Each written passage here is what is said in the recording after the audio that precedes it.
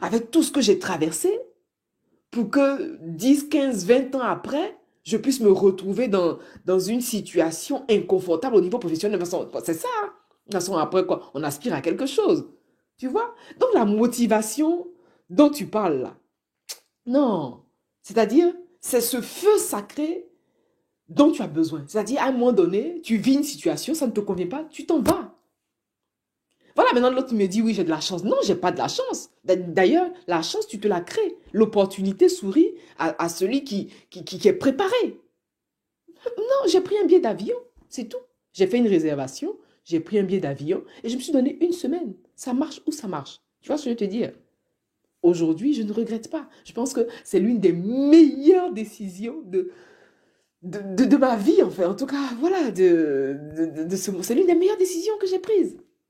Tu ne peux pas évoluer dans un contexte où des personnes te font tourner en rond, mais parce que la confiance que j'ai accordée à l'extérieur était trop grande. Tu vois, c'est ça. Donc, ici et maintenant, lorsque tu parles de motivation, tu es ta première motivation. Tu es ta première source de motivation. Ce dont tu as besoin, ce n'est pas d'être motivé, c'est d'être enseigné et c'est d'avoir la connaissance.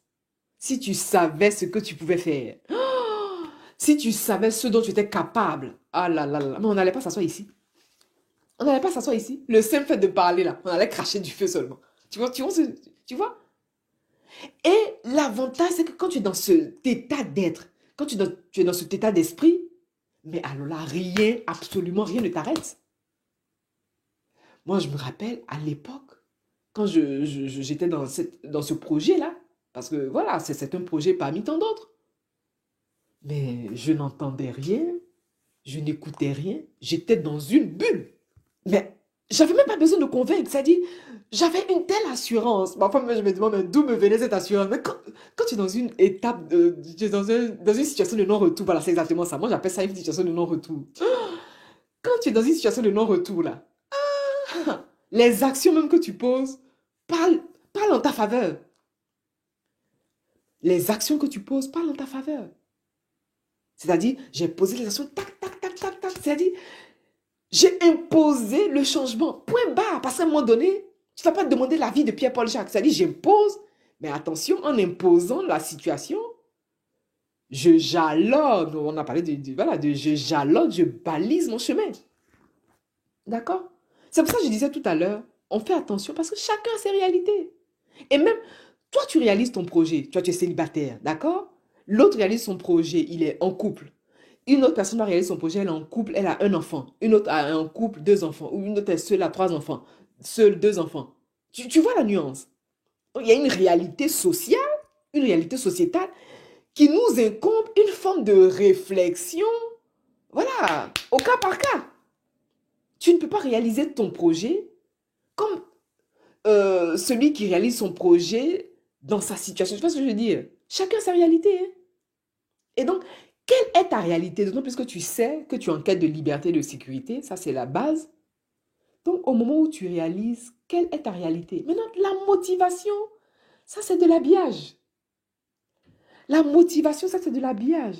Toi-même, tu es ta motivation. D'accord? Toi-même, tu es ta motivation. Comme tu es ta motivation, il faut que tu sois dans une phase de modification. Voilà, c'est exactement ça. J'avais ça au bout des lèvres. Dans un processus de modification, de changement de ton corps, âme, esprit, qui fait que tu passes à l'action sans te poser de questions. Maintenant, si tu as besoin que quelqu'un vienne te motiver, ah ben ça sera... Tu n'auras pas tout le temps des personnes pour t'encourager. Même les personnes qui t'aiment vont pas forcément t'encourager parce qu'elles ont peur. Et oui, à un moment donné, moi, j'ai vécu cette situation-là. Parce qu'elles ont peur, tout simplement. Et l'avantage, comme je disais, pour support, si elles ont peur, ça veut dire que quelque part, il y a une part de toi qui a un peu peur. C'est pas grave. Tu rassures la part de toi qui a peur. Tu vas voir, elles vont se calmer, elles seront rassurées aussi. Tu vois ce que je veux te dire? Donc, arrête de dire que oui, tu n'es pas motivé. Et alors? On ne te demande pas d'être motivé, on te demande de poser l'action. D'accord, tu me diras, oui, j'ai besoin de motivation. Si tu as besoin de motivation pour poser l'action, c'est que l'action n'est pas ta priorité ici et maintenant. Regarde ce qui est vraiment ta priorité et pose cette action prioritaire pour toi. Point. Tu vas voir que l'action prioritaire n'a pas besoin n'a pas besoin de motivation pour être posée, hein. Ah, quand ça chauffe sur toi, là, tu n'as pas besoin de motivation, hein. D'accord? Et le travail, il doit être fait. Personne, dis-toi que personne ne viendra faire ton travail à ta place. Moi, je raconte tout le temps cette histoire. Moi, je suis partie. Voilà, je peux jamais dire que j'étais livrée à moi-même. Jamais de la vie. Heureusement, j'ai rencontré des personnes qui m'ont soutenu, qui m'ont porté, qui m'ont accompagné dans ce, voilà, dans ce cheminement. Mais mes expériences passées, j'en ai tiré des leçons. J'en ai tiré des leçons pour savoir, à un moment donné, quel est l'état d'être dans lequel je suis, qui ne me permet plus de continuer dans cette même étape-là, dans cette situation. Donc, d'accord, le projet, tu veux le réaliser, oui ou non? C'est ça, en fait. Est-ce que tu veux le réaliser? Maintenant, tu es libre. Tu vois, on revient toujours à la question de la liberté. Tu es libre. Mais après, viens pas te plaindre parce que, sûr et certain, tu vas te ronger de regrets.